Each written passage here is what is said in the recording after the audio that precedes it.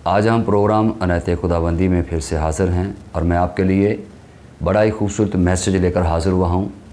आज हमारा मज़मून बहुत ही प्यारा है और हमारा मज़मून ये है कि आओ हम खुदा को खुश करें। तो मेरे अज़ीज़ों, सवाल ये है कि हम किस तरीके से खुदा को खुश कर सकते हैं। आज जब हम अपने गुनाहों से तौबा करते हैं, उसका इकरार करते हैं और फिर गुनाहों को तर्क कर देते हैं, खुदा के पास आ जाते हैं, तो हमारा खुदा खुश हो जाता है। तो आप देखने वाले जो मुझे देख रहे हैं, सुन रहे हैं, आप में से कितने आज अपने आसमानी बाप को खुश करना चाहते हैं? मैं आपके लिए एक तमसील पेश करना चाहता हूँ, जिसके ज़रिया से, सुनने के वसीला से आप भी ये फ़ैसला कर पाएंगे कि अगर आप गुनाह की हालत में हैं तो आपका बाप आपसे नाराज़ है। अगर आप निजात से खाली हैं तो आपका बाप आपसे खुश नहीं है, वो आपकी गुनाह आलूदा ज़िंदगी से नाराज़ है। अगर आप उसे खुश करना चाहते हैं तो आइए कलाम मुक़द्दस की इस तमसील के वसीला से हम सीखें कि जिस तरीके से यहाँ पर माफ़ी हुई है, इसी को हम अपने लिए मशगलेरा बनाएं, इसी तरीके से हम आगे बढ़ें ताकि हमारे गुनाह भी माफ़ हो सकें, हमें भी बरकत मिल सके। तो आइए कलाम मुक़द्दस में से हम पढ़ते हैं। मेरे साथ आप देख सकते हैं लूका की इंजील उसका 15 बाब उसकी 11 ऐसे हम पढ़ेंगे। कलाम मुक़द्दस में लिखा है, फिर उसने कहा कि किसी शख्स के 2 बेटे थे। उनमें से छोटे ने बाप से कहा कि ऐ बाप, माल का जो हिस्सा मुझे पहुंचता है मुझे दे दे। उसने अपना मालो मता उन्हें बांट दिया और बहुत दिन ना गुजरे कि छोटा बेटा अपना सब कुछ जमा करके दूर दराज मुल्क को रवाना हुआ और वहाँ अपना माल बद चलनी में उड़ा दिया। और जब सब खर्च हो चुका तो उस मुल्क में सख्त काल पड़ा और वो मुहताज होने लगा। फिर उस मुल्क के एक बाशिंदे के यहाँ जा पड़ा। उसने उसको अपने खेतों में सूअर चराने भेजा और उसे आरजू थी जो फलियाँ सूअर खाते थे उन्हीं से अपना पेट भरे, मगर कोई उसे ना देता था। बस उसने होश में आकर कहा, मेरे बाप के हाँ बहुत से मज़दूरों को फराज से रोटी मिलती है और मैं यहाँ भूखा मर रहा हूँ। मैं उठकर अपने बाप के पास जाऊँगा और उसे कहूँगा कि ऐ बाप, मैं आसमान का और तेरी नज़र में गुनाहगार हुआ, अब इस लायक नहीं रहा कि फिर से तेरा बेटा कहलाऊँ। मुझे अपने मज़दूरों जैसा कर ले। पास वो उठकर अपने बाप की तरफ चला।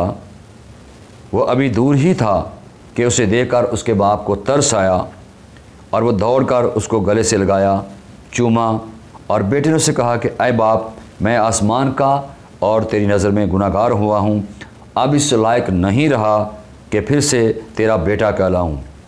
बाप ने अपने नौकरों से कहा, अच्छे से अच्छा लिबास जल्द निकाल कर उसे पहनाओ और उसके हाथ में अंगूठी, पाँव में जूती पहनाओ और पले हुए बछड़े को लाकर सभा करो ताकि हम खाकर खुशी मनाएं, क्योंकि मेरा ये बेटा मुर्दा था अब ज़िंदा हुआ, खोया हुआ था अब मिला है। सो खुदावंद के कलाम के पढ़े और सुने जाने पर खुदावंद की ख़ास बरकत हो। मेरे अज़ीज़ों, कलाम में मुक़द्दस में से हमने पढ़ा है इस खूबसूरत पैगाम को, 2 बेटों की इस कहानी को हमने आज कलाम मुक़द्दस में देखा है। तो यहाँ पर हम देखते हैं कि इनमें से एक बेटा ऐसा है जो अपना मालो मता, अपना सब कुछ लेकर बाप की मोहब्बत से दूर चला गया, दूर दराज मुल्क के अंदर लिखा चला गया और वहाँ जाकर उसने उस माल को क्या किया, उसने दुनिया की ख्वाहिशों को पूरा किया, दुनियावी ख्वाहिशों के अंदर पड़ गया और लिखा उसने अपना सारा माल बद चलनी में, बुरे चाल चलन में ख़त्म कर लिया। और थोड़ा ही वक्त गुजरा कि उस मुल्क के अंदर काल पड़ गया और जब काल पड़ गया तो फिर हम देखते हैं यहाँ लिखा है कि वो भूखा मरने लगा। अब उसके पास खाने को कुछ नहीं है और हम देखते हैं कि वो एक बाशिंदे के यहाँ जो वहाँ पर रहता है चला जाता है और वो उसे सूअर चराने के लिए भेज देता है। और मेरे अज़ीज़ों, अब इसको कुछ खाने को नहीं मिल रहा, बल्कि ये क्या करता है, ये ख्वाहिश करता है कि वो जो फलियाँ सूअर खाते थे वही खाकर वो अपना पेट भरे, और वो भी उसे कोई नहीं देता था। आखिरकार हुआ क्या, फिर उसने होश में आकर कहा कि मेरे बाप के यहाँ बहुत से मज़दूरों को फराज से रोटी मिलती है और मैं यहाँ भूखा मर रहा हूँ। इससे बाप की मोहब्बत कब याद आई? जब ये भूखा मरने लगा। आज हम भी उस वक़्त खुदा को याद करते हैं जब हमारे ऊपर मुश्किलात आती हैं, परेशानियाँ आती हैं। इससे पहले हम दुनिया की रंगीनियों में खोए रहते हैं, अपने बाप से दूर रहते हैं। जिस तरह ये बेटा बाप की कुर्बत को छोड़कर, बाप की मोहब्बत को छोड़कर, उस अच्छी ज़िंदगी को छोड़कर गैरों के साथ चला गया। आज हो सकता है आप भी ऐसे हों, आप में से कोई ऐसा शख्स हो जिसने बाप को छोड़ा हुआ हो, जो अपने खुदा से दूर चला गया है, गैर मबूदों के पीछे चला गया है, गैर लोगों के पास चला गया है। लेकिन आज आप भूखे मर रहे हैं, प्यास से मर रहे हैं, रूहानी तौर पर आप खाली हैं, आपके पास ज़िंदगी नहीं है, आप प्यास के अंदर हैं, भूख के अंदर हैं, तड़प रहे हैं और कोई आपको पूछने वाला नहीं है। लेकिन याद रखिए, जब इसे किसी ने पूछा नहीं तो फिर इसने क्या किया? इसे बाप की मोहब्बत याद आई, इसे बाप की मोहब्बत याद आई और इसने लिखा है इसको होश आया। होश की इसने इस बात की कि मैं यहाँ पर क्या कर रहा हूँ, मैं तो यहाँ भूखा मर रहा हूँ। मेरे बाप के पास बादशाही में सब कुछ मौजूद था, मेरे बाप के यहाँ तो बहुत से मज़दूरों को फ़रात में रोटी मिल जाती है, तो मैं यहाँ भूखा मर रहा हूँ। आखिरकार ये अपनी इस गलती को जो इससे हुई थी उसे सोचता है, उस पर पछेमान होता है, कहता है मैं वापस जाऊँगा अपने बाप के पास और मैं जाकर अपने बाप से माफ़ी मांग लूँगा। ये अपने बाप को खुश करने के लिए फ़ैसला करता है कि मैं बाप को नाराज़ करके निकला था, मैं वापस जाऊंगा। इसी तरह बहुत सारे लोग आज जवानी के तमाम अयाम खुदा से दूर हट जाते हैं, पीछे हट जाते हैं, खुदा के घर में नहीं आते, दुआएं इल्तिजाएं नहीं करते, उसके कलाम को नहीं पढ़ते। आज भी ऐसे लोग मौजूद हैं। जिस तरह ये बेटा दूर दराज मुल्क के अंदर चला गया और इसने अपना सारा माल जो है बदचलनी में उड़ा दिया, इसी तरह हम भी अपनी सारी ज़िंदगी अपना सब कुछ खो बैठते हैं, फिर हमें बाप की मोहब्बत याद आती है जैसे इसको याद आई है। लेकिन याद रखिए, बाप फिर भी आपके मुंतज़िर है, बाप कभी आपको नहीं भूलता। यहाँ पर हमें नज़र आता है कि जब ये बेटा वापस आया, जब इसे होश आया तो लिखा है बस वो उठकर अपने बाप के पास चला। और वो जब घर की तरफ आ रहा था, बाप की नज़रें हमेशा बेटे के रास्ते पर लगी रहती थीं। बाप हर रोज़ उन राहों को देखता था जिस रास्ते उसका बेटा उसे छोड़ कर गया था। याद रखिए, बाप के दिल में आपके लिए मोहब्बत है। हमें यहाँ नज़र आता है कि जब ये बेटा वापस आया तो बाप की नज़रें तो पहले उस रास्ते पर लगी थीं, अभी वो दूर ही था। वो तो सोच रहा था कि मैं बाप से जाकर कहूँगा कि मैं अब तेरा बेटा कहलाने के लायक नहीं, मुझे नौकरों के साथ रख ले। लेकिन यहाँ पर हम देखते हैं कि अभी वो दूर ही था कि उसके बाप को उसे देखकर उस पर तरस आया है। आज यीशु को भी आप पर तरस आ रहा है। वो भी चाहता है कि जिस इस बाप ने अपने बेटे को गले लगाया है, चूमा है, प्यार किया है, और इसी तरह आज यीशु भी आपको चूमना चाहता है, आपको प्यार करना चाहता है, आपको गले से लगाना चाहता है। मेरे असीस, यहाँ पर लिखा है जब बेटे ने बाप को ये कहा कि बाप मैं इस लायक नहीं कि फिर से तेरा बेटा कहलाऊँ, मैं तेरा भी गुनहगार हूँ, आसमान के खुदा का भी गुनहगार हूँ। लेकिन बाप ने उसे कुछ नहीं कहा, माफ़ कर दिया है और अपने नौकरों को क्या हुक्म दिया, जाओ और इसके लिए अच्छे से अच्छा लिबास लेकर आओ और इसे पहनाओ, इसके हाथ में अंगूठी पहनाओ, इसके पाँव में जूती पहनाओ, और फिर कहा कि पला हुआ बछड़ा लाकर ज़बह करो, क्योंकि मेरा ये बेटा मुर्दा था अब जिंदा हुआ है, ये खो गया था अब मुझे मिला है। मेरे अज़ीज़, हम गुनाह में खो जाते हैं, मर जाते हैं, लेकिन खुदा हमें फिर से जिंदा करता है। इसके बाप ने खुशी मनाई है, इसके वापस आने पर उसने इसको मुआफ़ कर दिया है।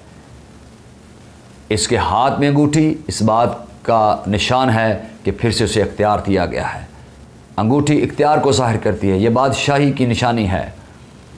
और उसने उसे अच्छा लिबास, उसे पहले की तरह वही बरकत, पहले की तरह वही इख्तियार दिया जो बादशाही को छोड़ कर गया था, बाप के घर में से अपने हिस्से को लेकर चला गया, लेकिन जब वापस आया तो बाप ने उसे माफ़ कर दिया है। मेरे अज़ीज़ों, आज मैं और आप भी जो हम यहाँ पर मौजूद हैं, आज आप भी खुदा को खुश कर सकते हैं। इसी तरह जिस तरह इस बेटे ने आकर अपने बाप को खुश किया है, उसने अपने गुनाहों का इतराफ़ किया है, जिस तरह इस नाफरमान बेटे ने अपने बाप को कहा कि बाप मैं आसमान का और तेरी नज़र में गुनाहगार हुआ, अब इस लायक नहीं रहा कि फिर से तेरा बेटा कहलाऊं। मेरे चीज़ों, ये खुदी का इनकार था। उसने अपने गुनाहों से सच्ची तौबा की है, इसीलिए बाप ने भी उसे अपने गले से लगाया, चूमा, प्यार किया और मेरे असीज़ों उसके हाथ में अंगूठी, पाँव में जूती पहनाकर, उसे खूबसूरत लिबास पहनाकर फिर से अपनी बादशाही में वेलकम किया है। अगर आप चाहते हैं कि आप भी खुदा को खुश कर सकें तो फिर आपके पास भी मौका है कि आप भी अपने बाप को खुश करने के लिए अपने गुनाहों से तौबा करें। कलाम मुक़द्दस में हम पढ़ते हैं कि तौबा सबके लिए ज़रूरी है। तौबा के ज़रिए से खुदा खुश होता है, माफ़ी मांगने से खुदा खुश होता है। अय्यूब नबी के बाबत हम देखते हैं कि अय्यूब नबी ने किस तरह तौबा की। कलाम मुक़द्दस में देखिए 42 बाब उसकी 6 में लिखा है, इसलिए मुझे अपने आप से नफ़रत है और मैं खाक और राख में बैठकर तौबा करता हूँ। देखिए किस तरीके से खुदा के बंदा ने खुदा के हुज़ूर तौबा की है।